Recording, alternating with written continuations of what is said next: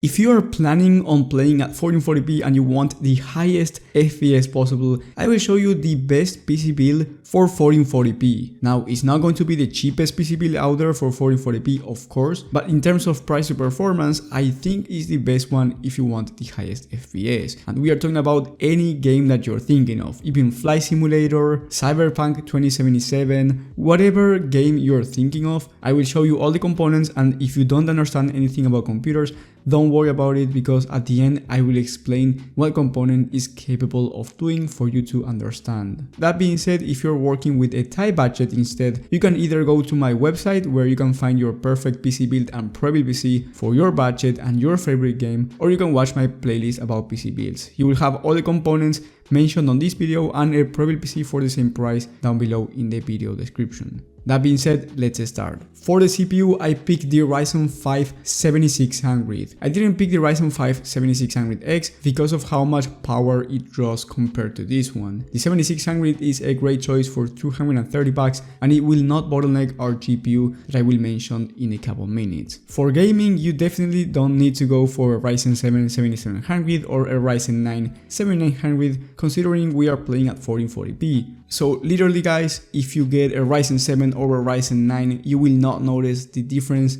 while playing. If we were to talk about 1080p, then yes, you would notice a difference on the FPS mark. Still, you wouldn't notice a difference with your eyes. And anyway, this PC is not for 1080p. If you want a 1080p gaming PC, please do not spend this amount of money on this system. Anyway, for the CPU cooler, I picked the Deepcool AK400 Zero Dark Plus. One thing I have to say is that this whole build is all black, so if you want RGB, you will have the alternatives in the description for the CPU cooler, memory kit and case. And by the way, the RGB case looks fantastic, but I will talk about that later. This CPU cooler for $43 is going to do a great job for the Ryzen 5 7600. Then for the motherboard, I picked the Gigabyte B650M Aorus Elite AX. This is from the AM5 platform, of course. It's not the flashiest AM5 motherboard, however, it will get the job done and you have that upgradable path down the line with the new platform. For the memory kit, I picked the Kingston Fiery Beast 16GB of RAM 2x8 of DDR5 at 5600MHz CL36 memory, going for $90. I would say 5600 is the minimum that you should go with if we are talking about a DDR5 based system, and for gaming you do not need 32GB of RAM. However, if you are a content creator or you do productivity work, or maybe you just open a bunch of tasks while playing, then 32GB of RAM is recommended, but you will be spending an extra. For the storage, I picked a 2TB Gen 4 NVMe SSD for $95. In terms of price to performance, this is a great storage stick, and to be completely honest, if you don't download a bunch of games, then 1TB will do and you can save some money there. For the graphics card, and the most important part on a gaming system, we have the PowerColor RX 7900 XT. This one has 20GB of VRAM and it's going to be the best graphics card out there for 1440p gaming. Like I said before, it can also do 4K gaming, and yes, maybe there are GPUs out there that will give you a better performance at 1440p, like the RTX 4080, RX 7900 XTX and the RTX 4090, but trust me guys, you don't want to spend that amount of money for a 1440p monitor, because even in some titles, the RTX 4080 and 4090 are going to bottleneck, and trust me when I say your eyes are not going to notice a difference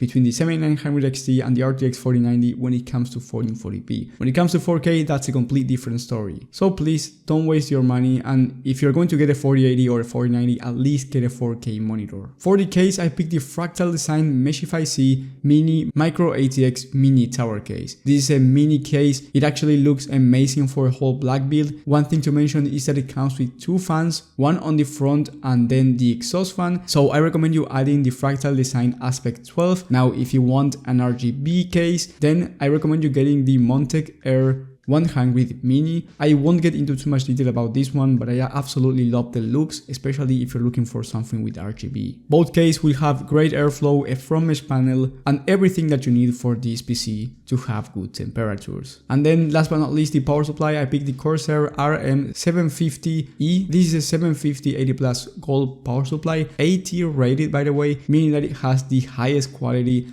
among power supplies. I actually have the same power supply with more wattage for my 4070 Ti system. You can actually watch my review about it in the top right of the screen, and I've had no issues so far with it. And also because we have the Ryzen 5 7600, we don't need an 850 watt power supply, but if you want a more upgradable path for your GPU down the line, then you can actually go with an 850 or 1000 watt power supply by paying a premium. The whole PC build is going to be around $1,700 by the time that I'm recording this video, and I say this because maybe when you're watching this video it's more expensive or cheaper because the market keeps changing every single day. And if you want to make the price cheaper, then you can downgrade the storage to 1TB of SSD or stay with 2TB of SSD by going with Gen 3 instead of Gen 4. You can save some bucks there. It's not going to be a huge save, but nonetheless you are saving money. Then you can actually downgrade the motherboard to the Gigabyte DS3H AM5 motherboard. That one is going for around 149 bucks, so you can save around $40 by getting a lower tier motherboard. So those are the main downgrades in case you want to save up some money.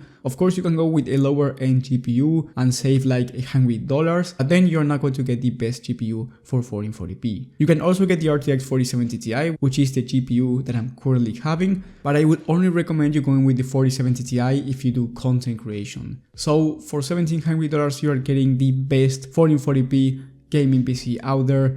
And if you even have more money, then you can go with 32 gigs of RAM, maybe a better motherboard or even a better CPU. But like I said before, getting a better CPU won't actually change your gaming performance. At least your eyes won't be able to tell. But there is something important I want to talk about, and that is bottlenecking.